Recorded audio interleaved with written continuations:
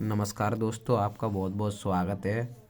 तो आज हम सीखने वाले हैं सर्वनाम। जी हाँ, सर्वनाम।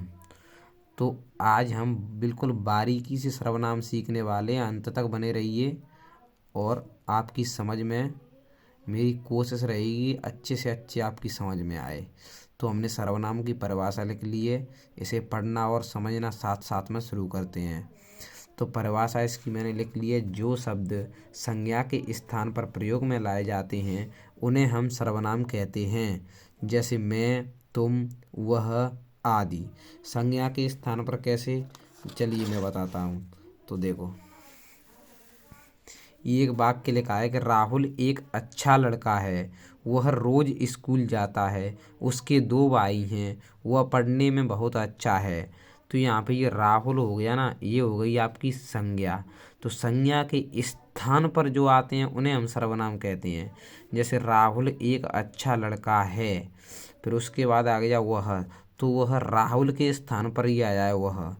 जैसे हम बार बार तो बोलेंगे नहीं राहुल एक अच्छा लड़का है, राहुल रोज स्कूल जाता है, राहुल के दो भाई हैं, राहुल पढ़ने में बहुत अच्छा है। तो संज्ञा यानी नाम बार बार न बोलना पड़े, उसकी जगह हम प्रयोग करते हैं सर्वनाम का। तो राहुल एक अच्छा लड़का है, वह रोज स्कूल जाता है। तो यह वह एक सर्वनाम हो गया। उसके बाद उसके दो भाई हैं, तो वो उसके भी एक सर्वनाम हो गया, क्योंकि राहुल के नाम के स्थान पर आया है। तो जो संज्ञा के स्थान पर लाए जाते हैं उन्हें हम सर्वनाम कहते हैं।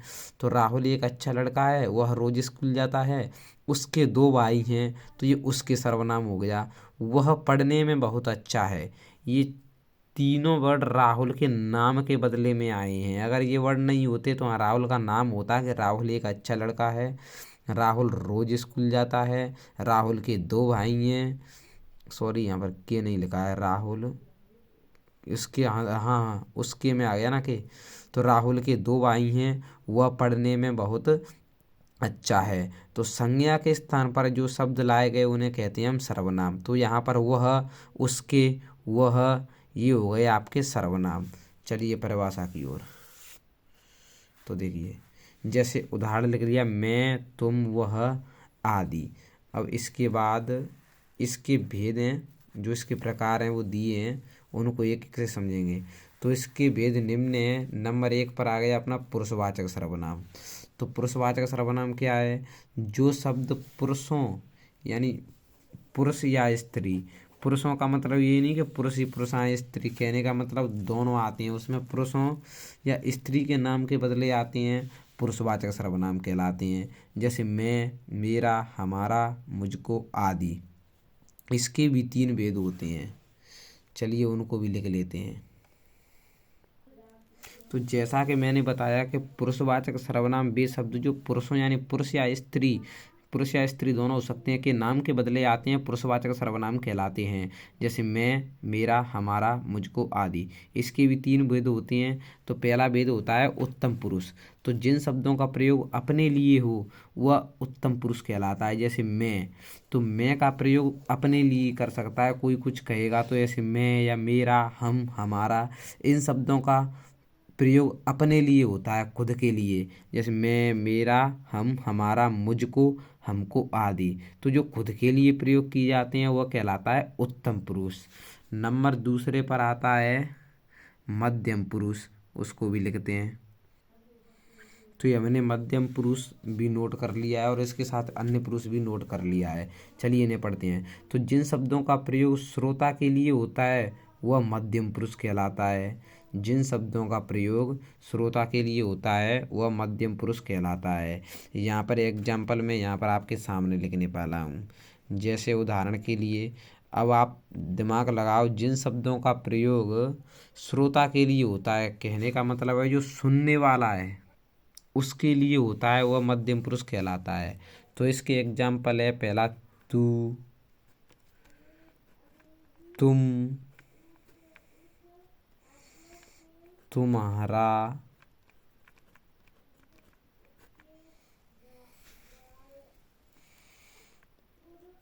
आप,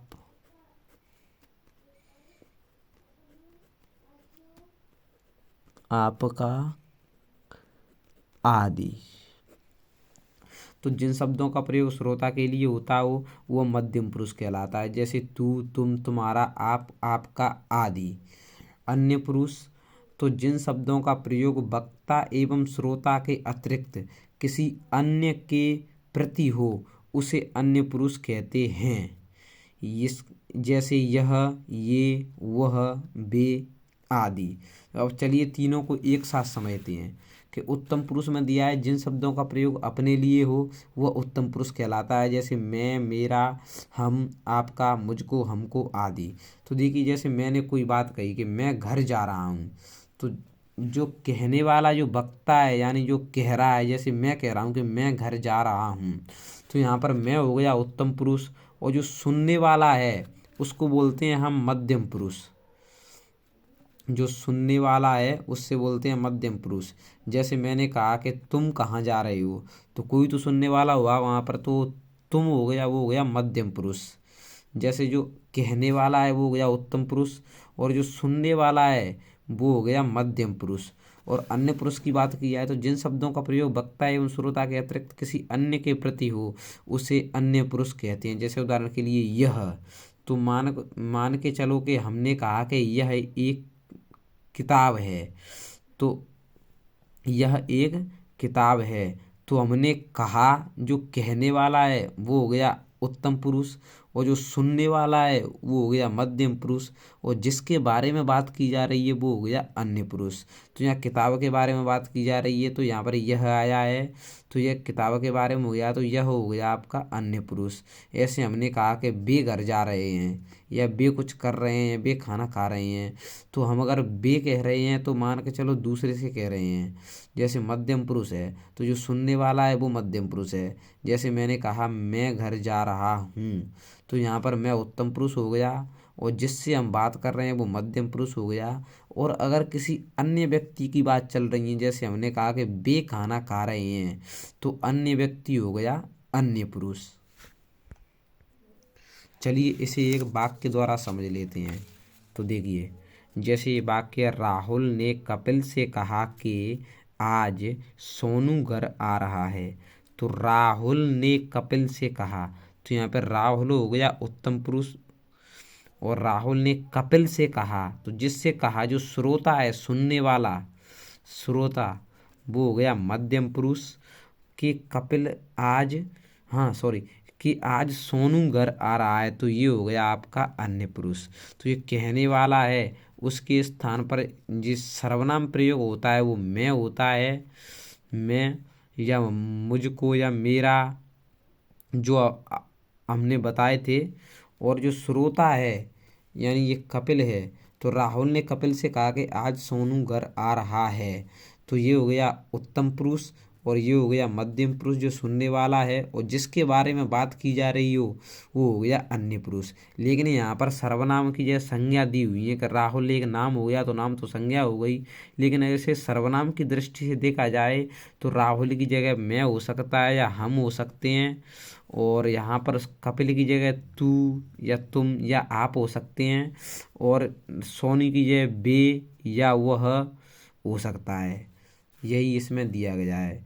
तो ये सर्वनाम का जो पुरुषवाचक सर्वनाम है वो आपका हो गया है, और बाकी के जो बचे सर्वनाम हैं उनको हम अगली वीडियो में पढ़ेंगे। तो जब तक के लिए धन्यवाद।